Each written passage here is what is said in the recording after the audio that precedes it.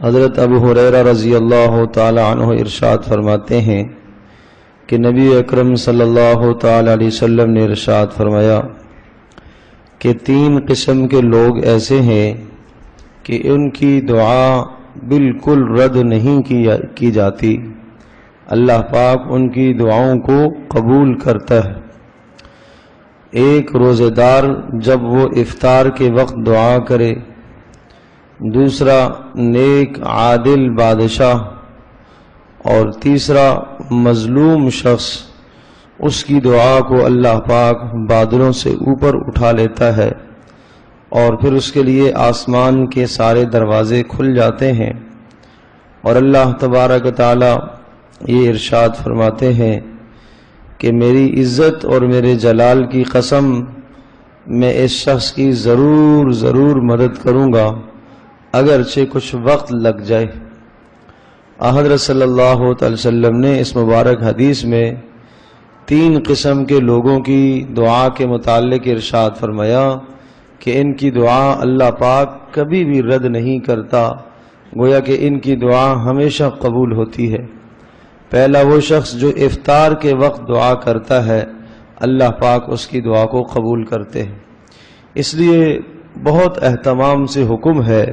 کہ افطار کے وقت دعا کی جائے۔ افطار سے 10 منٹ پہلے اپنے تمام کاموں سے، مشاغل سے فارغ ہو کر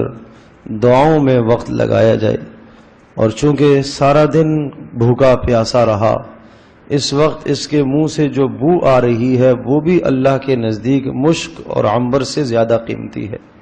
اس لیے کہ اس نے بھوک کو برداشت کیا، پیاس کو برداشت کیا۔ اس بھوک اور پیاس کو برداشت کرنے کی وجہ سے انسان کے معدے سے ایک بو اٹھتی ہے، وہ اللہ کے نزدیک بہت پسندیدہ ہے، اور اس وقت جب یہ اللہ کے سامنے ہاتھ پھیلاتا ہے، اپنی گزارش کو پیش کرتا ہے، اپنی حاجت کو پیش کرتا ہے، اور اللہ پاک سے اپنے گناہوں کی بخشش اور مغفرت مانگتا ہے، تو ضرور اللہ پاک اس کی دعا کو قبول فرماتے ہیں۔ اس لیے درخواست ہے کہ افطار کے وقت ضرور دعاؤں کا اہتمام فرمایا کریں۔ افطار کے موقع پر ایک کوتاہی یہ ہو جاتی ہے کہ ہم مغرب کی نماز میں تاخیر سے پہنچتے ہیں، اور بہت سارا مجمع دیکھنے میں یہ آتا ہے کہ جن کی تکبیر اولیٰ رہ جاتی ہے۔ یہ درست بات نہیں ہے۔ افطار کی وجہ سے جماعت نہ چھوٹے، افطار کی وجہ سے تکبیر اولیٰ نہ چھوٹے۔ حالانکہ حکم یہ ہے کہ مغرب کی نماز جلدی ادا کی جائے، یعنی اذان کے فوری بعد ادا کی جائے، لیکن رمضان میں شریعت نے رخصت دی ہے تاکہ روزے دار اپنے روزوں کو افطار کر لے اور پھر اس کے بعد جماعت کھڑی ہو جائے۔ تو 10 12 13 منٹ 15 منٹ کافی طویل وقت ہوتا ہے، اس لیے درخواست ہے کہ اپنی افطار سے جلد از جلد فارغ ہو کر تکبیر اولیٰ کا اہتمام فرمایا کریں۔ ایک حدیث پاک میں آتا ہے اگر لوگوں کو پتہ چل جائے پہلی صف کا کیا ثواب ہے تو قرآن اندازی کر کے اس ثواب کو حاصل کرے، قرآن اندازی کر کے پہلی صف کے ثواب کو حاصل کرے، تو وہ وہی پا سکتا ہے جو جلدی آنے کی کوشش کرتا ہے۔ تو اس لیے فرمایا کہ افطار کے وقت روزے دار کی دعا رد نہیں ہوتی۔ اور دوسرا، امام عادل، عدل و انصاف کرنے والا بادشاہ، ہر با اختیار آدمی، بادشاہ سے مراد ایک تو حقیقت میں جو بادشاہ ہے جس کے ذمے امت مسلمہ کی اقتدار اور حکومت ہو وہ، اور اس سے مراد وہ شخص بھی ہے کہ جس کے ماتحت کچھ لوگ کام کرنے والے ہیں اور وہ عدل و انصاف کے ساتھ کام کرتا ہے، ان کے ساتھ زیادتی نہیں کرتا، ظلم نہیں کرتا، انصاف سے پیش آتا ہے، تو یہ عدل کرنے والا، انصاف کرنے والا اپنے ماتحتوں پر جب بھی جو دعا کرے گا اللہ پاک اس کی دعا کو رد نہیں کرتا۔ اور تیسرا ارشاد فرمایا وہ شخص جو مظلوم ہو، جس پر کسی نے ظلم کیا ہے، زیادتی کی ہے،